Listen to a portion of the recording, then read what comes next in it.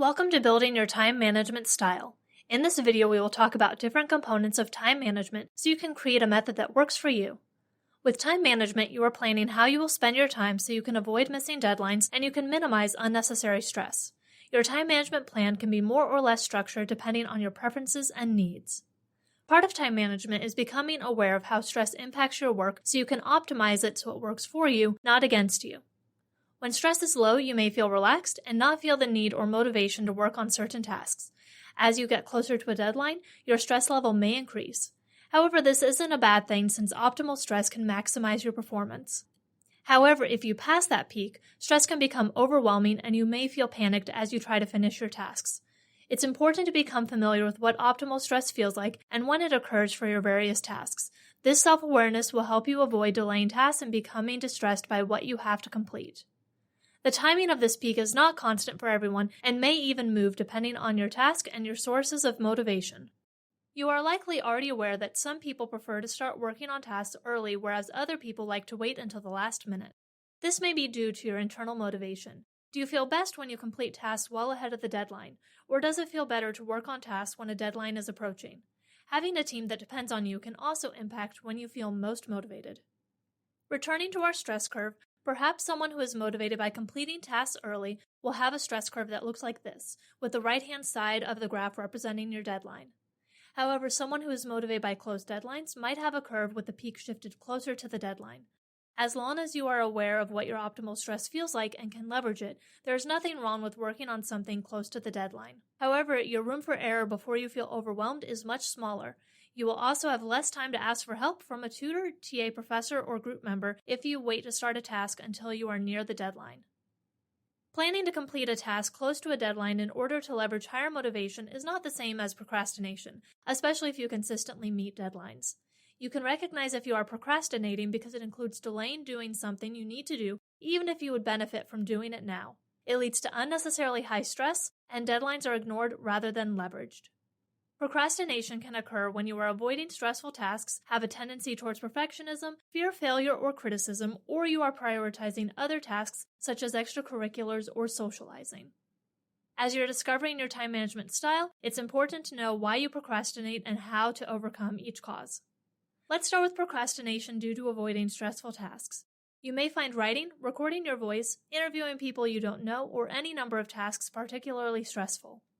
To overcome this cause of procrastination, start by identifying why the task is stressful. Then brainstorm ways to make it less stressful.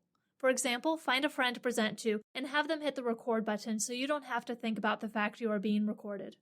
A large project itself might feel stressful, so take time to break the project into smaller steps so it isn't as overwhelming.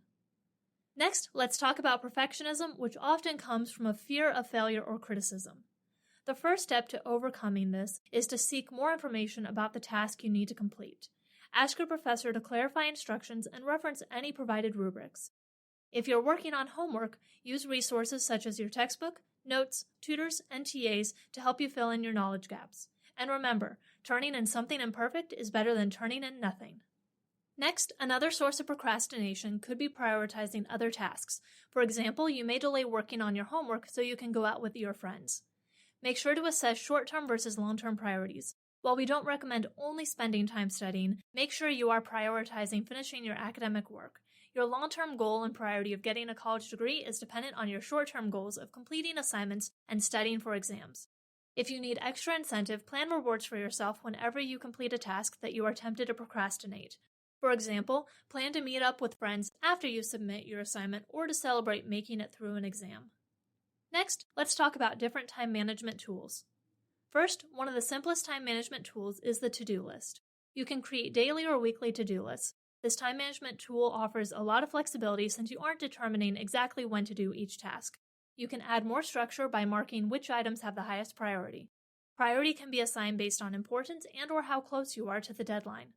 Next, a monthly calendar is a great way to map out events, due dates, and exams.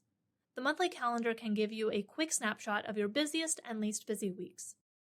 A weekly planner is great for creating daily to-do lists. Rather than just recording due dates, you can use your planner to plan out which day you will accomplish each task. Finally, the hourly planner lets you be extremely specific with how you spend your time. You can record the times for all of your events and study blocks.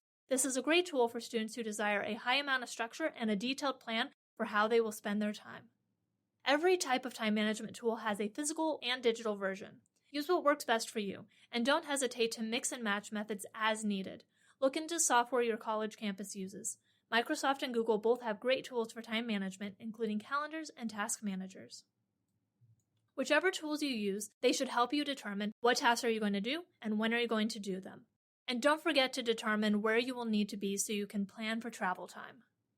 Some other things to consider as you are figuring out your time management style include, do you prefer to start with big tasks to get them out of the way, or do you prefer to warm up with smaller tasks first? When planning out your study blocks, also reflect on how long you can concentrate. If you struggle with concentration, the Pomodoro Technique can be very helpful. The Pomodoro is often described as 25 minutes of work followed by 5 minutes of rest. However, you should experiment with the length of your work and rest times and create a Pomodoro that works for you. Set a timer on your phone so you aren't constantly checking the clock to see when you can rest. After 3 Pomodoros, take a longer break. Regardless of whether you prefer to plan out every hour of your day or play things by ear, make sure you are including flex time. If something unexpected comes up, you will want to leave empty space in your schedule so things can be moved around. If you don't like to plan your day in detail, make sure you aren't leaving important tasks until the end of the day in case something happens that prevents you from accomplishing them. Lastly, we want to acknowledge that executive dysfunction can make time management extremely challenging.